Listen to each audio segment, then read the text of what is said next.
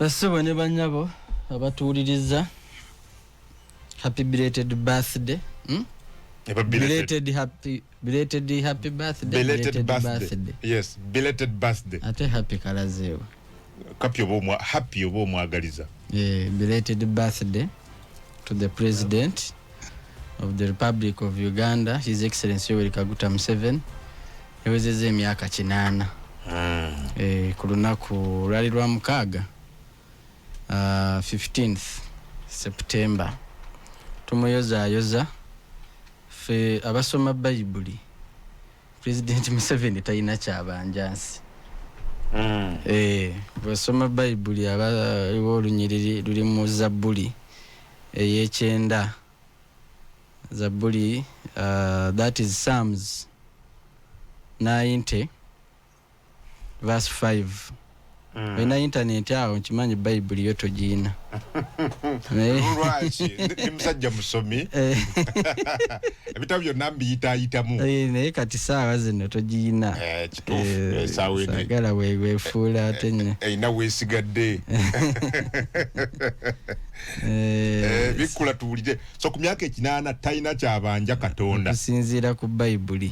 Naye eggwanga lina olunyiriri olw'ekkumi Psalms 90 verses 10.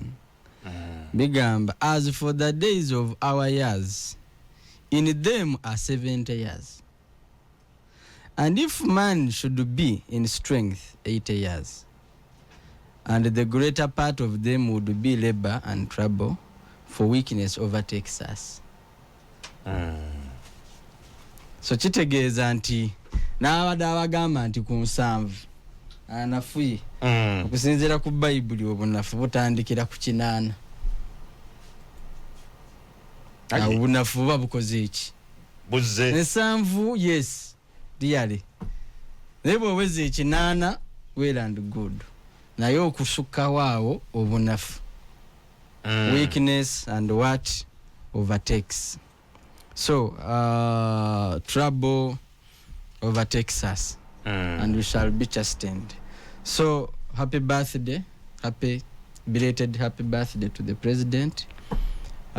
Myaka gye egisinga obungi agimaze mu struggle, gimaze mu bukulembeze, byakoze abikoze, ebiganye. Ate luli Obama bwe yali mu bukulembeze twali tulowooza nti oba oli awo ebizibu bya Amerika Obama yali abikutteko byonna nga tewali kisigaddeyo. But ate Trump bwe yajja n'azingako ebintu programu Obama ze yali akoze n'azisuula mu kasero. So leadership tosobola kusatisfyinga muntu yenna, tosobola kuweereza to the fullest. You can only try to do what you can. Yeah, but Mama Museveni talya bigambo bye adda ku bbali. Yasuubiza wano nga beyond 75 ugambe alabika yali tanasoma lunyiriri olwo lw'ensomyo lwa Bible. Sijja muwolereza byosanga bwe yakyogera n'addamu kitegeeza obunafu buba ku 8 nasoma Bible. But still at 70 olaba nti speed ekendeera. You get it? Speed ekendeera, rate kobadde okolera ebintu ekendeera. But waliwo omuntu ali ku 8. Joe Biden. You see, the guy can't walk. The guy can't do anything. Memory is short. Nenga mukulembeze wa superpower. Same years byenkana ne Trump. Trump okiraba kikyakuba golf kikyadduka eno kitayogera bino. You get it? So our capabilities in life zawukana. Not necessarily myaka. Osanga omuntu nga ku myaka 6 omugongo gwe wetadda. Osanga olu nga ku myaka 4 bw'omugamba tambula kilomita emu bweti tasobola. N'osanga ow'ensanvu ng'atagidduka. Obulamu bwaffe si bwe bimu. So sikola justification, but this is reality. Obulamu bwe butyo. Okay. Kujuta wiki twambirire kuba twasema kuba fennawe. Bingi bibaddemu. Bingi bituuse abeerangira okubba obululu. Obadde osoma bakansala Kikonde kinyose. Uganda ekyalina rugendo luwanvu. Simanyi oba abalonzi bakola appraisal. The voters make an appraisal ku tochi. Yewe baba bagenda olulonda bakuba tochi. Kyona kyo twetaaga kibuuzaako nga tetunanenya ggwanga listeerinze, nga tetunanenya ggwanga listagnant, tetunanenya ggwanga litakula. Good enough ebimu ku ebyo tugenda okwogerako nga tetunabituukamu ebyo. Abalonzi bakuba akasengejja ne bagamba nti okusinziira ku patterns ze tulonda twandikyusizaamu. Bakikola bukyandibadde kubanga abalonzi bano ebiseera ebisinga tubawuliriza. Tuwuliriza abalonzi abakulembeze babasuddeyo abakulembeze naye tetuddanga mu mabega kukebera ku choice z'abalonzi. Twali tukoze ku choice zino ez'abalonzi ne tuzikuba mu tooki nti bwe twabadde tugenda okulonda abagenda mulongo jump mu Olympics. South Sudan n'otwala ewa fuuti 6. America nereto wa fuuti 4 points 8 oba 9. Kenya nereto wa points 10 owa gondi 8 mwene musindiko wa fuuti wa fuuti 3. Bagenze mulongo jump oli alese wa fuuti 6, umulala walese wa 5 9 5 8 5 5 mwe mwasindise wa fuuti 3. Nako mawonga tawangudde. Ani abo wokunenya eyagenze n'atawangula oba eyasindise atasobola okuwangula abeesobola. Tetugenda kubeera na magic all the way through. Tetugenda kubeera na byamagero all the way through. Nti ebyamagero tubisuubira bitali. So tweteeka okwekuba mu ttooki. Council nga tulonda authority eyo bagiyita authority KCCA Kampala Capital City Authority. Ye ayina n'ekirala nti ye Lord Councillor.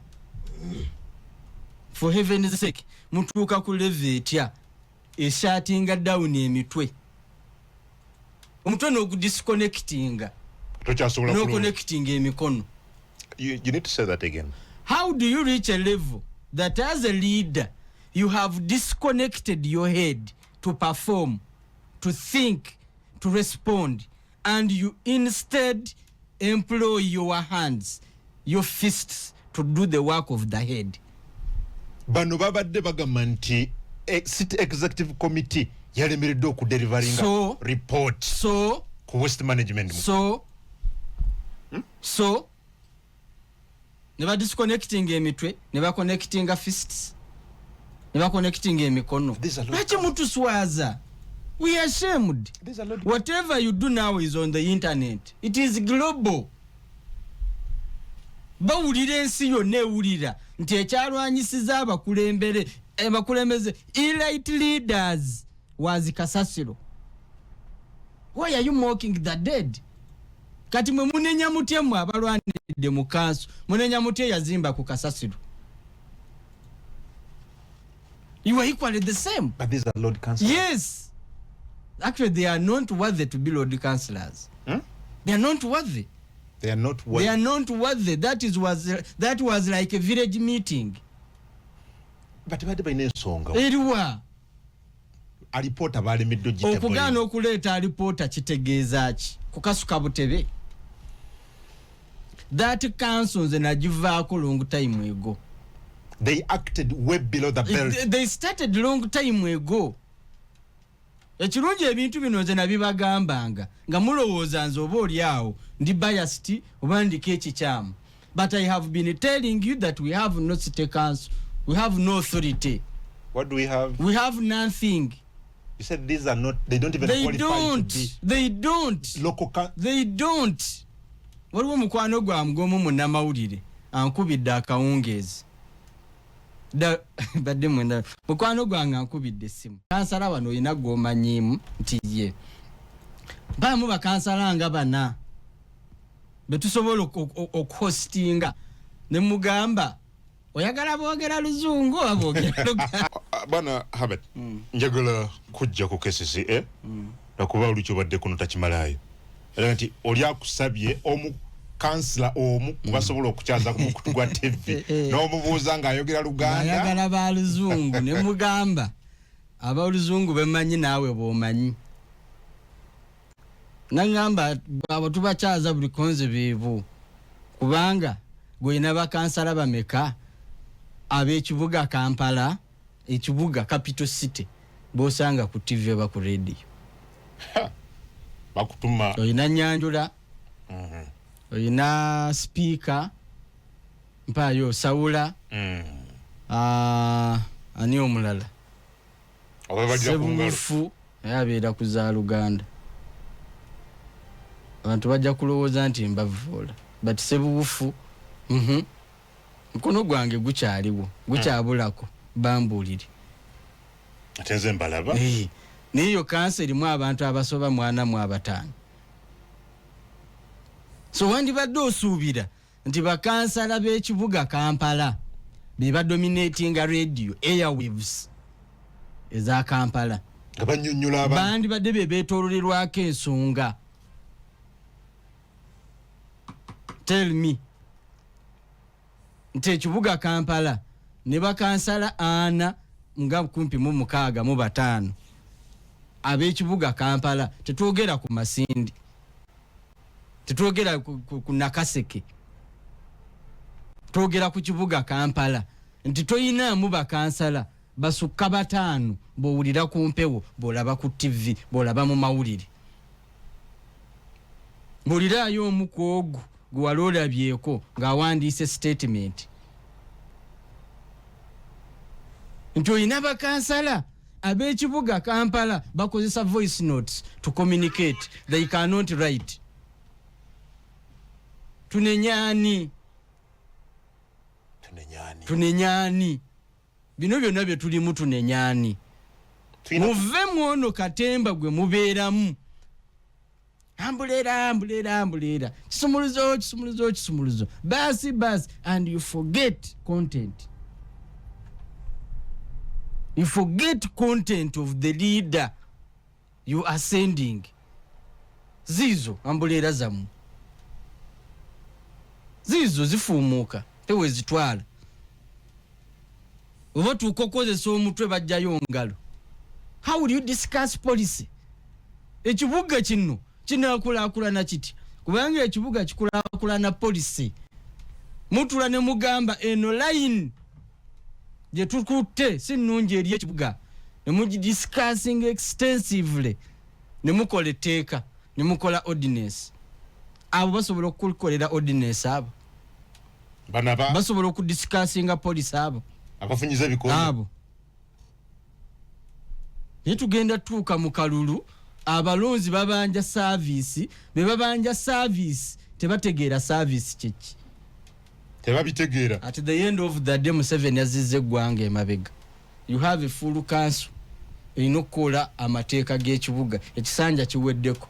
Give me one ordinance gye bakoze. Give me one gyogamba nti ekisanja kino bakoze ordinances zizino 5 ez'okumanaging ekibuga Kampala. Give me. Seziraba bali mu kufunya bikonde yamuvaawo simanyi biki bakuwadde opportunity okole. Oyina Lord Mayor, oyina deputy, oyina speaker, oyina majority of the councillors. You have bonna baabo wowe twandibadde tulabira gwe kola policy ogambe zizingamidde wano fe twazimala zizo ziri awo twagamba nti economy infrastructure simanyi roads z'ekibuga zina kutambula bweziti ne bweziti ebyenjigiriza ebyobulamu Manvuli balunda. Congratulations. Congratulations. Mwalonda mwebale nnyo. Well, jagala kujjayo katono nnyo ntwala ku Chibinyo. Briefly, back to the Kubika president, nope. Just briefly. Tegeba baba kalulu wali mu Kampala. Siriwe Electoral Commission. No, wali mu Kampala wano. Tayogedde nti babbira mu Kampala. Mu security. Nope yakola bulungi mu Kampala ne mbuganda okutwaliza awamu. Wali nambya kwerinda. President yatuge nti aina facts. Nti Nope yamubba kalulu. Nope yamuchallenginze yagambye sitting president abane immunity because president yagambye bamuloza mbalimba muntu ali mu kooti. Nope jo yavuddeko n'ekiwandiiko naga nti tusoboledde okutwala mu kooti kuba tulina obukakafu bwonna naye sitting president tasobola kutwalibwa mu kooti. Ani ayogera ki ani agamba ki? Bali mu ntalo zaabwe ezo tuzireme baleke bali ku level zaabwe beekubi ffe tuleme biyingiramu kubanga ffe tebitukwatako. What did you see mu kalulu? Akaliwa President kagamba Nope kaya akalulu bakakuba n'abawangula bawangula n'abawangulwa bawangula. Tuli ku kalulu kaddako baliwo batuzanya mind games zaabwe okitegeera bulungi aba batuzanya mind games zaabwe. Gwe response ya Kyagulanyi neya president tulabanga byonna byebimu bitya byonna byebimu. Kyagulanyi kifo ky'okugenda mu court naye yagenze kukola statement. So what are you trying to justify? What was your response for? Oyagala president bamujjeko immunity? You want to rewrite the constitution? So what president yasabye kitasoboka ati kyasabye president naye yagambye kamuddemu nga bwe watali bw'atasobola kuleeta bukakafu nange kamukube kano olw'okuba tasobola kujja mu kooti. Tuwali response. Oba mu kooti tebalabayo mazima because nakalulu waggu bagendayo ne bamusango ne bagujje ne bakutwala mu kooti yaba. Bati ku level ki? Kooti ziyinza okuba ne bias zaazo but zisinziira ku kiki ekireeteddwamu. But I don't want to go into zirabanga mind games. Bonna bye basaba oli bamubba akalulu era yawangula. So wadde bamubba yawangula ono wadde bw'aba yabba teyawangula. Kakati tufe tukwatagali bitukwatirako wa tekina kikigasa tekina kikyongerako akaluka sembula kabonna ati ye president mwaka gumu tugende mu kalulu wako ne president kye yasabye ffe tetukyetaaga ekya electronic voting system mbu weefudde okulonda kukole ki gomanye electoral gundi ezo wezisinga okufiira ze zifaaki zifa traffic kakati nakikyosesi president alinga abadde atugamba nti awali traffic awanje nnyo tuwabiira kulonda kitasoboka zifa traffic zifa masanyalazi bintu ebyo zifa internet. Tunasobola okuba n'akalulu k'amazima n'obwenkanya mu mbeera eno. Amazima n'obwenkanya yes. Free and fair. Yes. Free game mazima. Yes. No. Free is not fair. Mu Luganda mukivuunula bulala. Tosobola kufuna akalulu k'amazima. Tekali. Nga bwe wakafunawa. Nga bwe kaaliwa. Tetusobola kuba n'akalulu k'amazima. Baakuba ku Yesu akalulu omwana wa Katonda. Baamukubako akalulu. Kerodde n'agamba tute Yesu tute balaba. Abantu bagamba mute balaba. Balaba ne bamujja mu kkomera ne batta Yesu. Akalulu wawe kaali kabadde fair. Semateeka ayogerako. Ati free and fair, not excellent, not perfect. There is a reason why there is a choice of words. Ekigambo excellent sebo kyajjo. Kibaddewo. Perfect kyajjo. Kibaddewo. Lwaki tekiteekebwamu? Fair. Wakiri. Fair means close to half. Fair is not even sina 70% because 70% is good. Fair is close to half. Close to 50%. Nti bwokola akalulu 60% is fair. Bwoba okuba akalulu ku bye musuubira okukola n'otuukirizaako ebitundu 6 ku buli 100 akalulu kabeera kawedde. So ebyatwagala kalulu k'amazima. Amazima tegaliyo mu kalulu. Tuli mu kukoota. Mu kujust bigambo byababula. Mu byabalemu okukyusa. Ne teri kalulu k'amazima na bwenkanya. Otya. Akalulu akamazima n'obwenkanya hawo. Nga ne mukulonda papa. Bakuba akalulu ne mugamba akalabika kawedde. Omuka ne gujja muddugavu. Ne bakuba ogwokubiri ne gujja muddugavu. Bano bantu ba Katonda bolowooza nti baliko n'omwoyo omutukuvu. Ne bakuba akokusatu yali Papa Razinga yali ani? I think yali Razinga. Omuka gwafuluma kumpi emirundi 4 omuddugavu. Ng'omweru gubuze. Abantu ne bagira ne bakowa ne balinda ne badde ewaka ne bakomawo ng'akalulu kaganye. Bano bantu ba Katonda baliko omwoyo wa Katonda, batume ba Katonda baganye okukkiriziganya. So akalulu k'amazima n'obwenkanya okaagazaani okajjawa oli kajja kwani? Kuliko Wakiso City, Entebbe City, Kabale City, Moroto City ne Nakasongola City. Bwana Burura. Kakati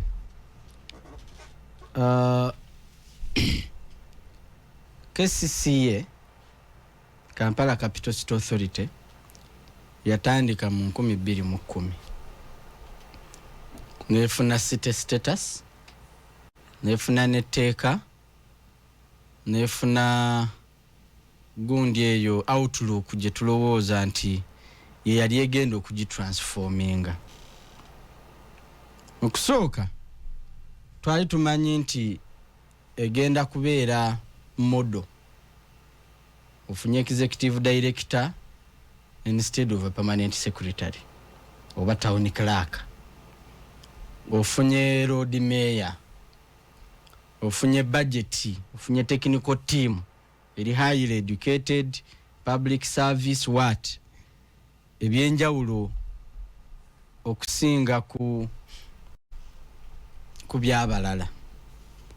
But KCCA bwe yajja bobo otunulira KCC n'otuna ne Mukono municipality okusinzira kongere gye ziddukanyizibwamu njawulo ki? Munzirukanya ebibuga byombi. Kampala Mukono is a municipality. Kampala City. Kampala is a city, capital city with an authority. I don't know what authority meant. Okay. Mu management of affairs njawulo ki? Kiki ekikyuse ku Kampala gye wakolera etteeka? Kimbuulire. Kiki ekyagikyukako? Ekanso kumbuze Katon. Idi atwala ne Mukono municipality? No. Idi wa Kampala? No. Okay. Atwala Kampala. Ate minister. Kakati minister atwala eri yonna. Technically bwe baali baleeta etteeka eryo lyali lya Kampala Metropolitan Affairs nga baagala okugaziya ekibuga Kampala. Now ne wajjawo ensonga ez'ekisiru ez'empita ez'ekisiru ezalemesa ngenda kusookera ku Kampala ndyoke ngende ewalala. Ne bagamba nti bano baagala kubba ttaka lya Buganda kubanga baali bateeka mu constitution ya Uganda Kampala is not part of Buganda. Okitegeera bulungi? Kampala is not part of Buganda. Kibuga kiriawo. Kibuga kya Uganda. Tewali na nnyini kyo. No man's land. Si kya Busoga, si kya Choli si kya Uganda. Kakati ni wabaawo abagezigezi abagamba kino okukikuba katukiyise mu kubba ki ettaka bati ttaka ki eryali libbibwa. Bali ne bagamba revenue collection biki ne batunuulira ensonga eziri peti. Batunuulira revenue ne weerabira economy. Nti Kampala yokka okusinziira ku bweri tukkiriziganya nti tokyalina space for anything.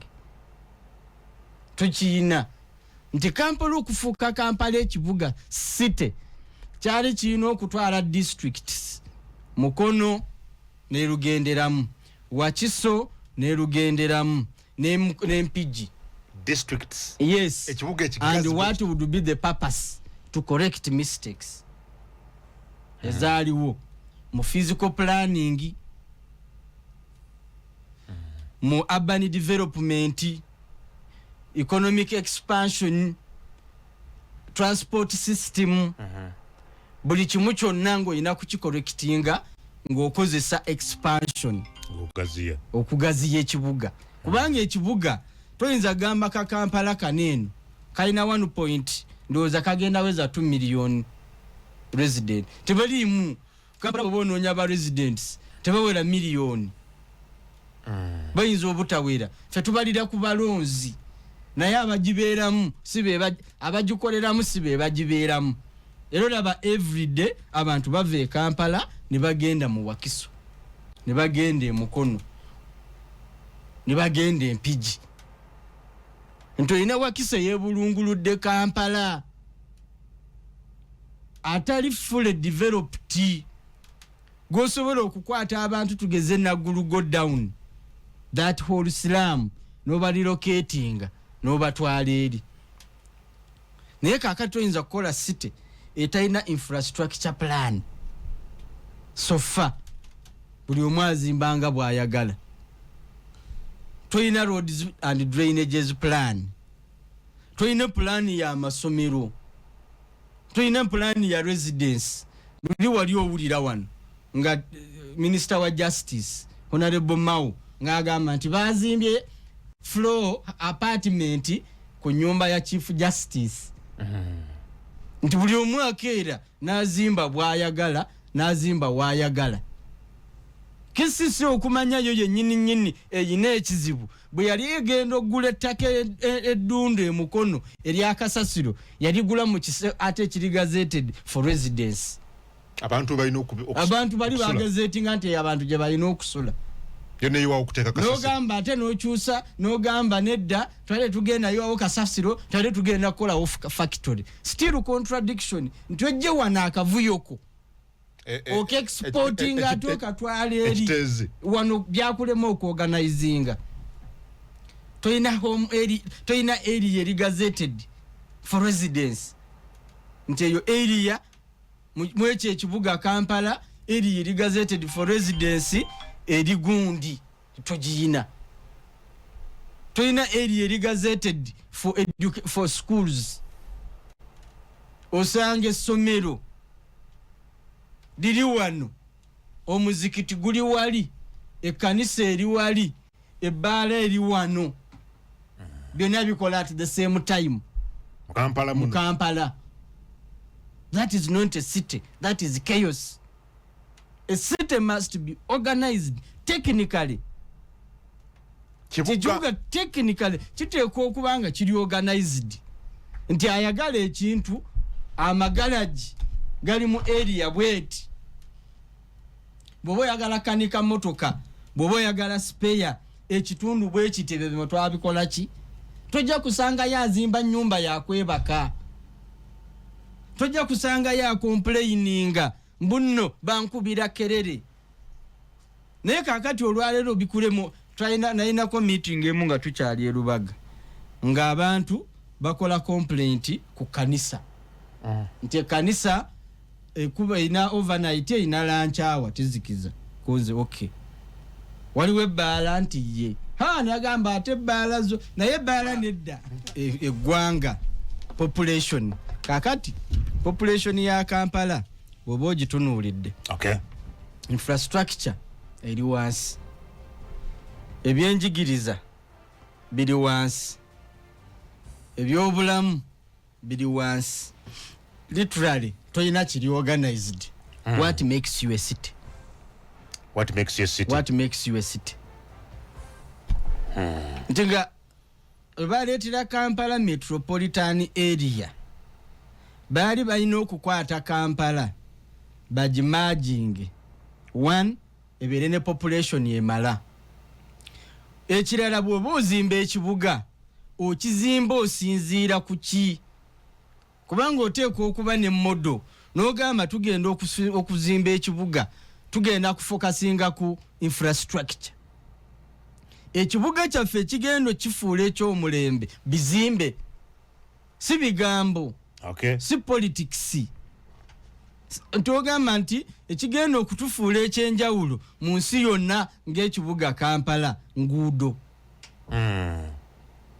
N'okola enguudo, n'okola drainage system, n'okola infrastructure ng'eri clear, ng'oli ne bw'aba agisibira street lighting, okitegeera, security lights, buli kimu n'okyorganize nga n'ogamba kino kye kigenda okufuula ekibuga Kampala ekyenjawulo. So Kampala n'ogifokasinga ku infrastructure, ebizimbe, enguudo, emyala, then ne other trade order, n'okola areas n'ozigazetinga amasomero gali wano, amalwaliro go gali buli wamu, area z'amabaala abadigize ne mubawa area yaabwe. Ne mugamba ekitundu bwe kiti, tugeze n'ogamba okuva e Namuŋŋoona okutuuka e Busega. Area eyo si siraamu mu myaka 10. Mwami Kasaija, Mwami Rafael Majezi, Minister wa local government, Mwami Kasaija, Minister wa finance, ne Ramadhan Gobya anoonya sente, baba balina okutuula ne creating a purpose for which they are going to create a city. Wate kukubawo ensonga tutuma butuumi. Fe wano tuli mu kutuma butuumi. Nosanga municipality, nosanga town council. Efusa city. Municipality nenga town council. Bomala okulenga bwotyo n'oteekateeka abantu. Kubanga n'abantu oteekwa okubateekateeka okuva mu mbeera ey'ekyalo eri rural ne bayingira mu mbeera eri urban. Okitegeera? Toyinza kubanga okyalina obusigiri ku Kampala road ne weyita city. Obusigiri. Abafumba ku busigiri. Tobateese to transform them into modern business people. Nobanga toyina policy ku public health and sanitation ne weyita city. Toyina order kwebyo byonna bye nkugambye. Then what makes you a city? Oyina boundaries eziri rural. Abazirimu bali rural, business ezirimu ziri informal. Toyinza kusanga city ng'erwaninga informal sector. A city ebitundu 7 ku buli 10 uliriza bye nkugamba ebikola ekibuga Kampala biri informal. Tebiri formal, biri informal. Nti abasuubuzi abasinga obungi batembeeyi.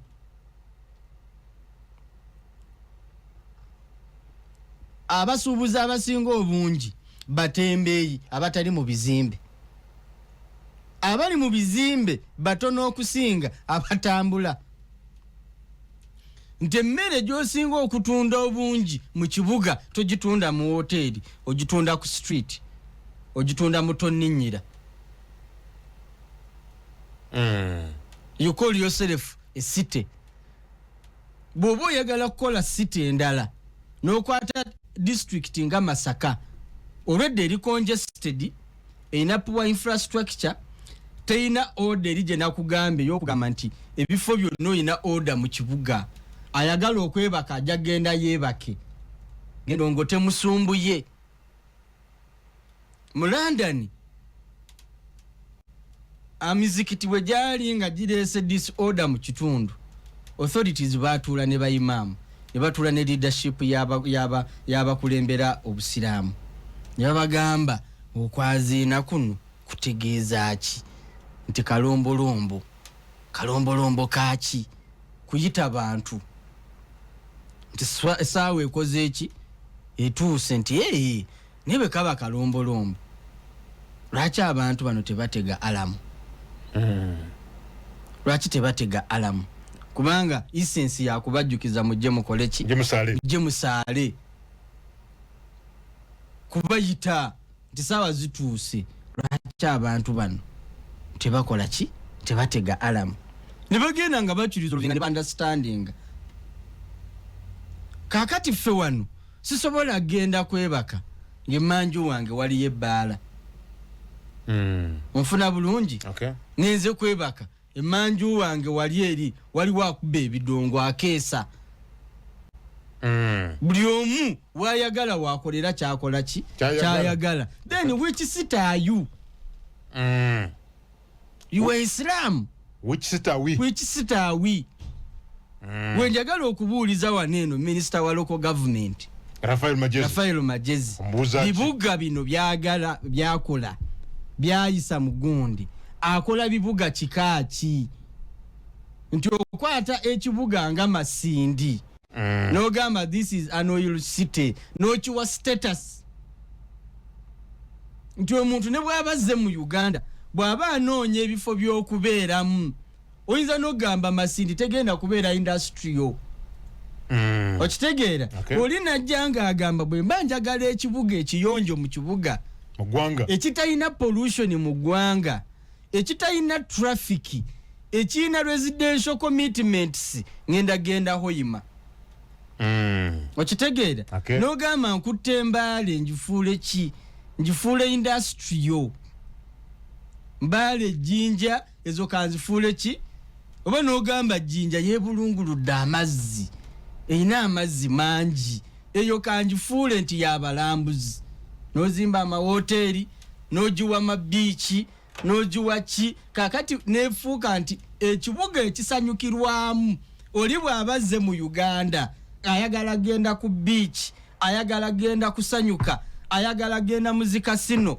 nga bw'olaba zi Vegas ajja kusituka agendewa ejjinja no distributing responsibility mu ggwanga nti omuntu asalawo wa wayagala okukola ki okugenda n'ogamba Jinja mu myaka 2 abagirimu mwetegule bajjezi talina kukola bintu byalina ku benefitinga mu kisanja kye ng'ebimu ku ebyo is just name n'okuyisa mu statement nothing else you can achieve. I saw Honorable Lugolobi ng'agamba Nakasongola is strategic very good bazuddeyo n'amafuta wali ku kyoga perfect waliwo n'ekisaawe ky'amagye mugenda kifuula accessible for all thank you how many people in Nakasongola are able to board an aeroplane? Nakasongola ina population y'abantu bameka era bw'otunulira GDP bw'otunulira economy ya Nakasongola ng'oggyeka wingi y'amagye what else complements otaddeyo ekisaawe abalaalo abalunda ente be bagenda okulinnya ennyonyi batwalayo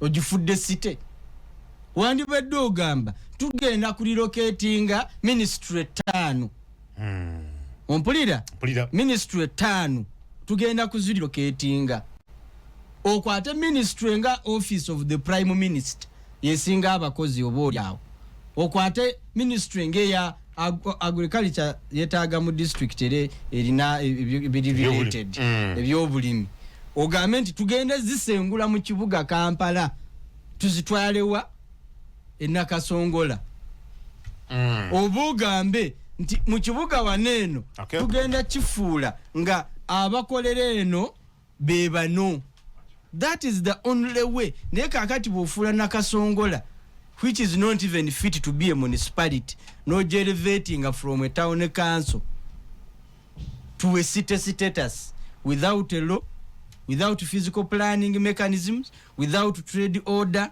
without boosting anything related to it. What are you trying to do? So, ebibuga bino in actual sense oteekwa okumanya nti Uganda twetaaga okugizimba twalisigalirawa. Owe district ezesudde Gulu is fit to be a city because of its geographical location. Neto restricting ku city bwate waliwo ne district. Wano wolaba wali rural. Woyina okuplanningira relocation za mistakes ze wakola. No gazettinga area A residential, area B commercial, area C entertainment, no creating a park. Wakati it is only mu Masaka kati ng'ekibuga wetaaga recreation park. Tetulina na recreation parks.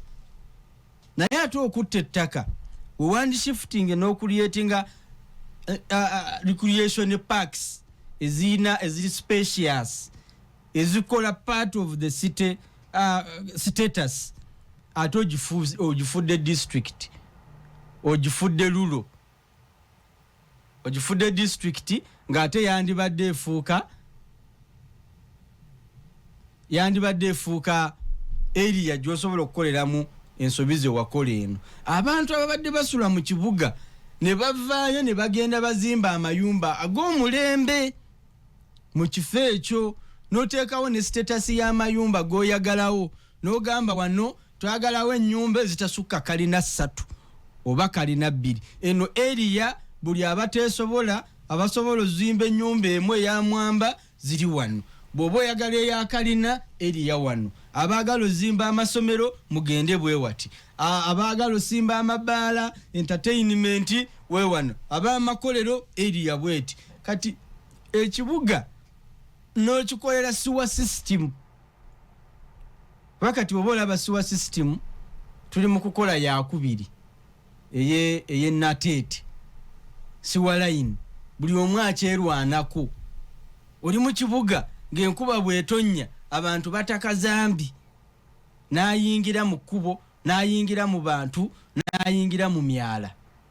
So have Kasaija studied that bwe tuba tucreating ebibuga kiki ekifuula ekibuga and what cost comes with it?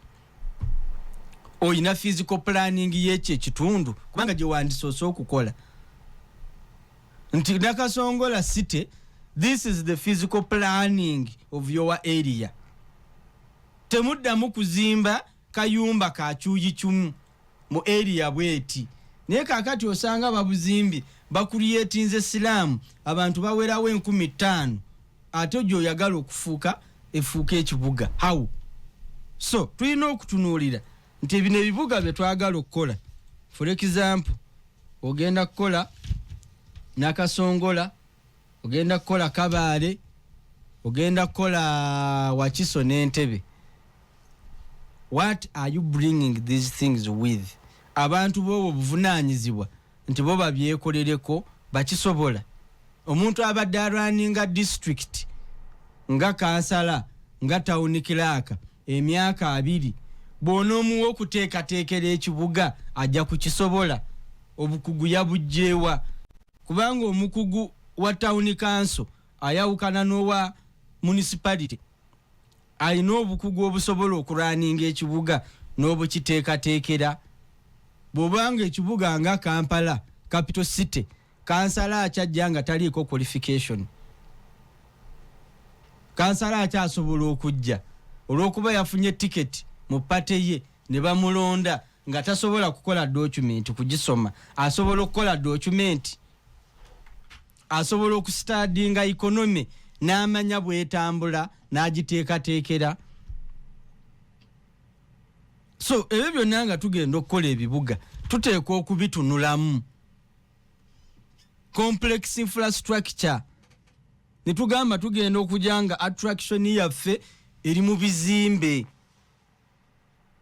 Ne government negamba nti buli agenda okusitula ekizimbe njagala ebizimbe bya floor 15 genda waggulu.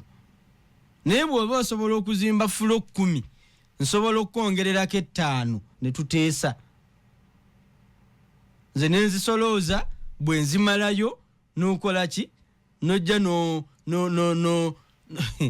kwano gwange wananzijukizza nti soyaling event serabisa nnyo bakansala mu kulayira ogenda owulira omuntu alayira Solomon gw'olese okuteekerateekera ekibuga gw'olese okutereeza ekibuga Bwana Herbert Anderson Burora gwe tuli naye akawungezi kona ko olwaliro njaga so in other words you're saying tewali significance ya kuteeka obibuga bijja mu kaseera bwe kati nga nebye tulina bitulemye si bibuga n'ekibuga tokizimbira mu myaka 5 ofulumya print yakyo nga bw'oyagala kikole kibeere n'okola enguudo n'ebino ebikola ekibuga amateeka first of all nga tonakola kibuga gaagana amateeka public health and safety land use ettaka lyawo likolebwako ki olikozesa otya eryenkanawa ogenda kwata 2 ozimbeko ennyumba ettaka lyonna eritafuna kyapa tirina kyoyinza dikolerako kiri fomo social services mweti ekibuga kyoyagala okuzimba no defining amasomero no defining ebirala byonna business sidewalks ku nguudo roads street lights safety lights entindo public transport services kakati oyagala kuleeta basi mu Kampala ozivugirewa train ogenda kuteeka train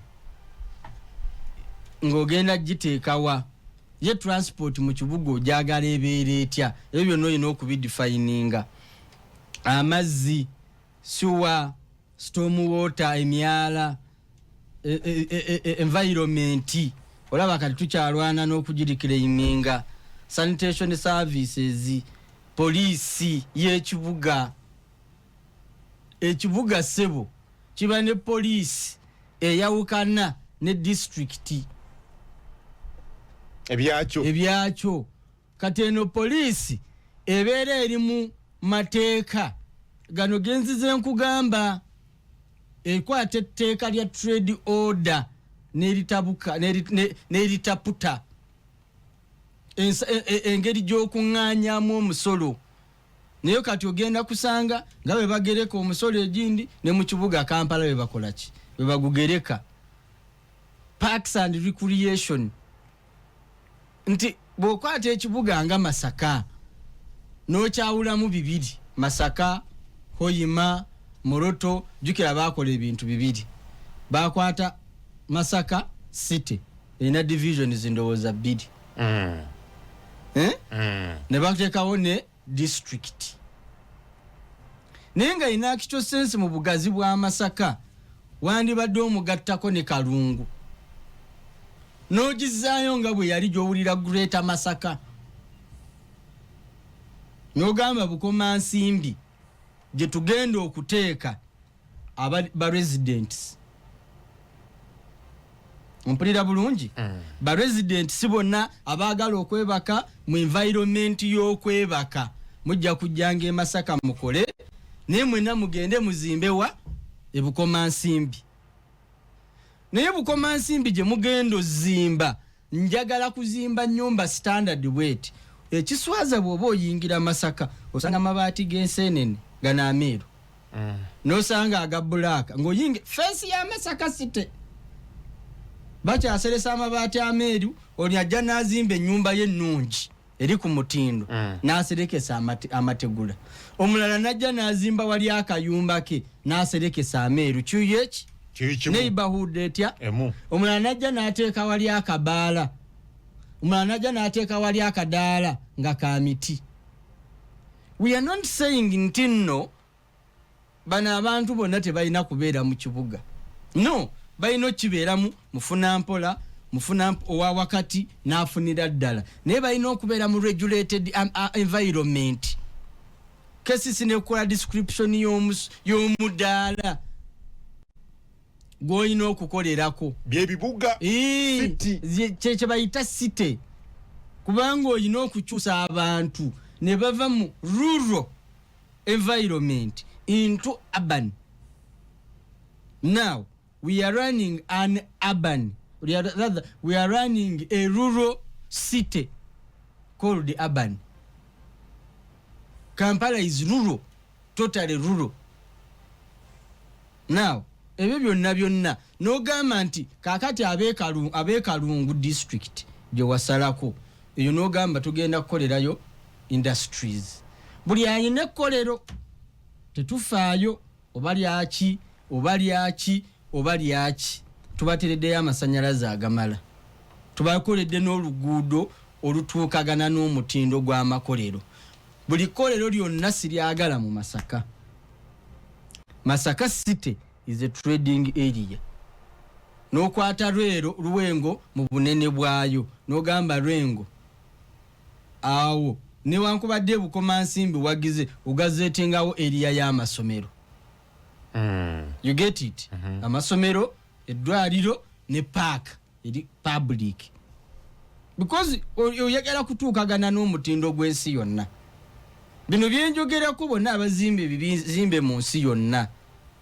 Ompulira bulungi bye basinziirako.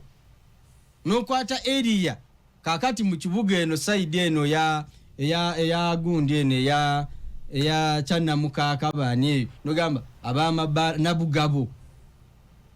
Happening area Nabugabo kudde eno mugende muzimbe eyo amabaala agammwe, muzimbe eyo zikasino zammwe, muzimbe eyo baa zammwe, muzimbe kilabu zammwe, muzimbe beach zammwe. So nti omuntu yenna ye bw'aba agenda mu kibuga ekyo abeera amanyi waako okugenda naddi. Abagenda okwebaka lwaki emabega waliyo ekkolero eri contaminating omukka gwe bassa. Area eri gye bateeka n'amakolero babeera ne PPE zaabwe, ekyo ekitundu akikoleramu n'afuna n'obudde obulifreshing amawuggwegwe okuva ku mukka omubi gwe yasiibyemu. Naye kati agusiibamu agusulamu. Kampala kati tetulina clean air. Tetuyina ekkolero liri wali, boda eri wali, owa galaja ali wali, onaakola kino. The air is totally contaminated and polluted. So tosobola kukola Masaka city ne Masaka district at the same time. You don't have space. Land area ya Kampala yenkanaki. Northern bypass. Wanu Ntinda. Nchiwatule Ntinda. N'omuzza wano. Kandi badde ka municipality. Kampala. Kampala. Ngayo yali badde municipality. Okusa ku bibuga bitumanyi. Okusinziira ku bibuga. Naye kati Kampala ekitone nnyo yandibadde yeegatiddwako Wakiso. Naye kaakati nkulaga Wakiso naye ayonoonese. Buli omu azimba toyina bw'oba ogenda tugeze ewaka w'omuntu oyita mu makoona nti abantu tebakyasula naggula mmotoka nnene kuba tezisobola kutuuka waka. Poor planning. Tewali makubo gali gazetted. Oli agula ettaka emmanju eri waliyo eke tayina kkubo. Bibiri mu kibuga. So that kind of confusion, why do you want to import it to Masaka? Sukulabire ku Kampala. Twalikoze tyolo there. Anti buli kugambye buli gundi gy'ogenda okukola osooka kuba ttaka. Tebikoleddwa katukole ki? Tebikoleddwa. Ompulira bulungi osooka kuba ttaka. N'ogamba area bweti abatannazimba amakubo gagenda kubeera bwe gati. Wano ne bw'oba oyina ssebo oyagala kuzimya muliro oba n'abazimya moto, fire brigade teyina waakuyita. Ne mu kibuga wakati streets teziyina fire gundi makubo gasobola kugenda zikiza muliro. So omuliro guno gw'ogamba gw'osuubira okuggwawo essaawa yonna, in case of emergency, how are you going to stop fire? So gali ebibuga biri ebirala byonna mu kifo ky'okukwata eno n'ogiyita ruro. gikole nga expansion, create guidelines, create laws. Tuyina ekitongole kiramba mu local government obugambe nti tugenda kukola amateeka buli kibuga ekigendo tandika tugiweerako manual. We call a city with the manual. A city with the manual? The manual ya city yeno bwe muti bwe mugenda okutambula mu kitundu ekyo abatanazimba stop lekeraawo awo bino bw'oba ogenda kuzimba bino atanakola kino stop. Bw'oba obadde oteekateeka kola kino stop, obadde okiteekateekera wano but we are sorry kiina kubeera wa mu kitundu bwe kiti. N'ebino bye tugenda nga tusaasaanya Siraamuzi n'ogisaasaanya Moroto n'ogisaasaanya Hoima n'ogisaasaanya wa n'okwata omuntu agenda okulwaninga nga capital city nga talina qualification. This is an economic hub. I know kusoma trends. Twali wano nga twogera ku Maseni municipality etayina mataala municipality. How can it be? Cairo kye kibuga ekisinga population mu Africa. Kya Egypt. No, Lagos. Kya Nigeria. Ina population ya milioni 15. Lagos. Resident. Yes, population ya Abuja ya Lagos. Ina population esinga abantu b'omu Buganda. Buganda yonna. Ina population erimu abantu abenkanankana n'aba Buganda ne Western combined. One city. Now you can imagine the size. It must be big of the city. But okuva Lagos okutuuka Abuja waliwo kilometers 754. 754. Yes. Okuva wano paka Gulu kyenkana ki? Zili kilomita nga 3. So ogatta olugendo oluve Kampala mpaka Gulu emirundi ng'ebiri n'ekitundu. The issue is not actually the distance. The issue is I'm telling you, togenda kukola city gye bayita Mukono, okole city gye bayita Kampala, okole city gye bayita Wakiso, okole city gye bayita Entebbe, awatali radius zisuka kilomita 10.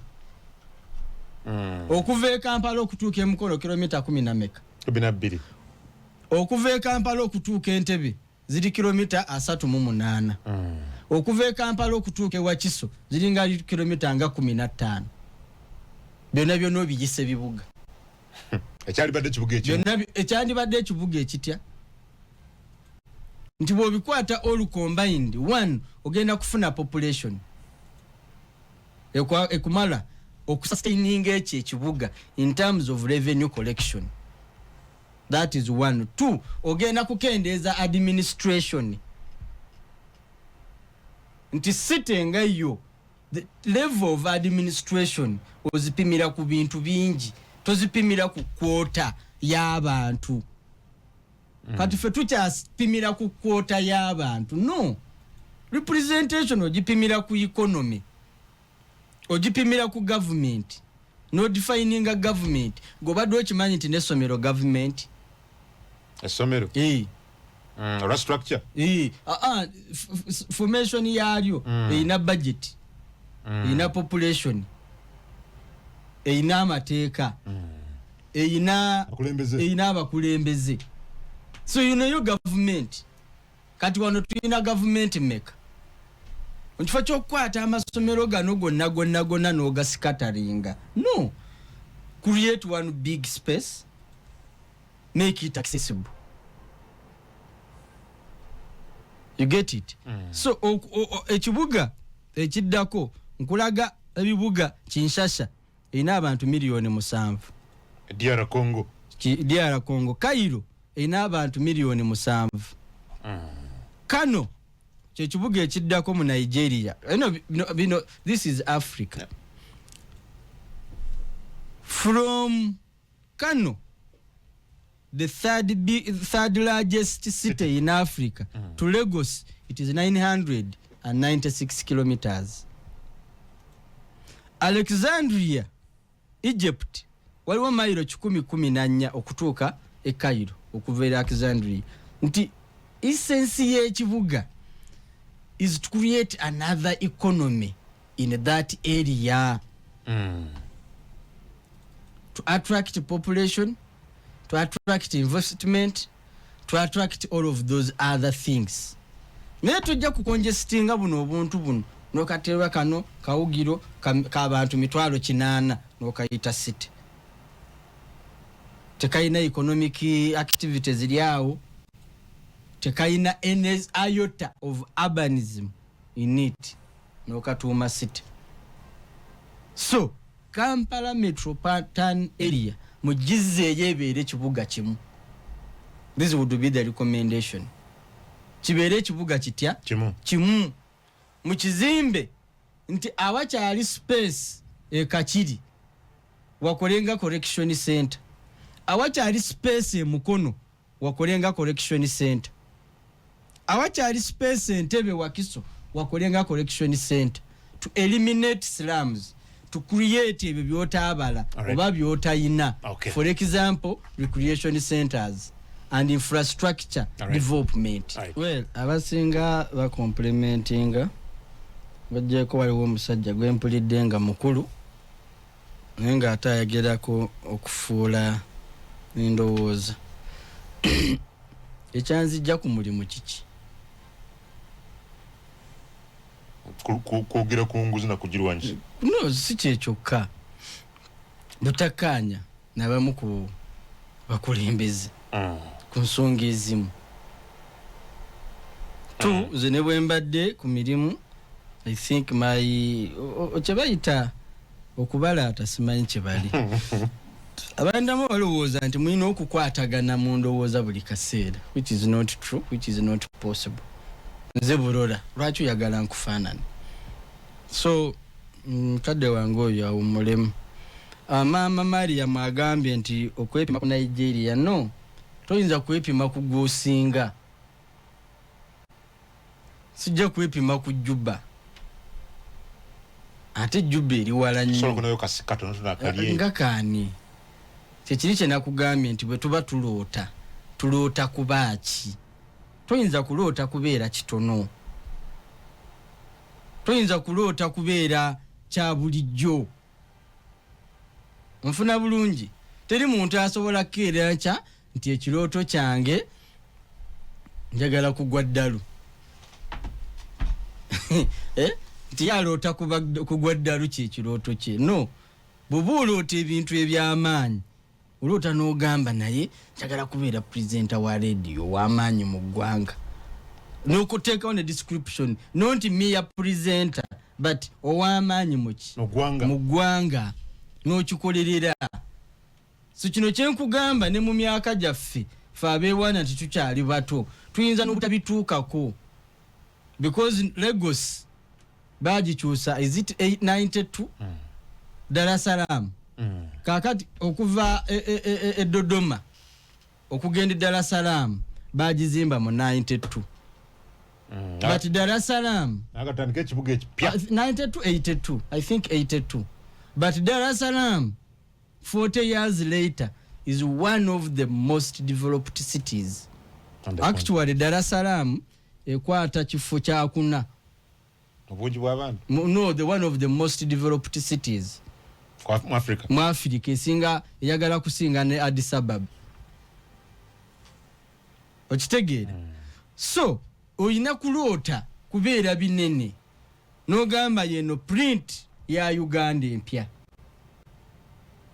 Print eno n'abalijja baligikola ki? Kwe balitandikira, kwe balizimbira. N'engoma zo gikola ki? Gwe n'otema foundation. Where I disagree with Honorable Kasaija and Honorable Majezi is to make statements without actions.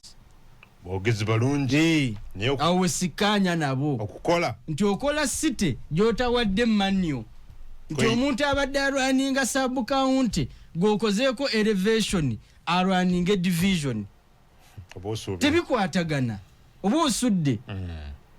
So oyina okumuwa manyo naye n'amanya ekibuga bwe kikola ki kikitegeeza ki. Bw'oyogera ekigambo infrastructure kugombolola bakitegeera. bwogamba ekigambo infrastructure development kati oyo omuntu gwoba olina n'okuteekako elevation n'omutwala n'okwata abantu ba town clerks ba physical planners bani n'obatwala tugeze n'obatwala Tel Aviv oba n'obatwala Cairo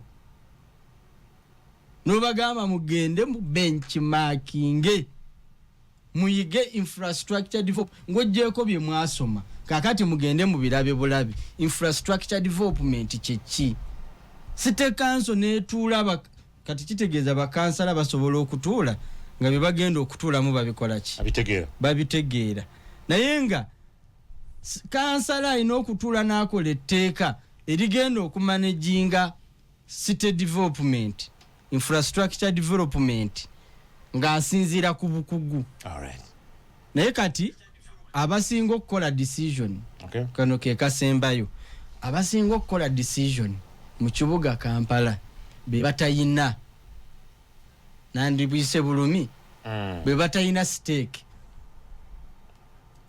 tayina mu ttaka tayina mu business tayina mu office yakola decision yasalirawo Kampala abayina mu business abayina mu ettaka bakola population ntono nnyo to make a decision.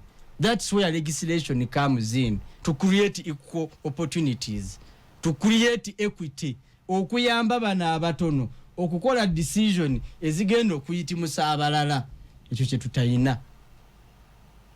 So kyovulaba kirumira ne bwakola atya tasobola kukola ku influencing amateeka gakyusa Kampala ne wankubadde alina mu stake. So twetaaga bino ebintu tubitunuulire with an extended thought kituyambeko okulaba nti future gye tugendamu deserving okubeeramu. Tukweyanza lero class bwetambudde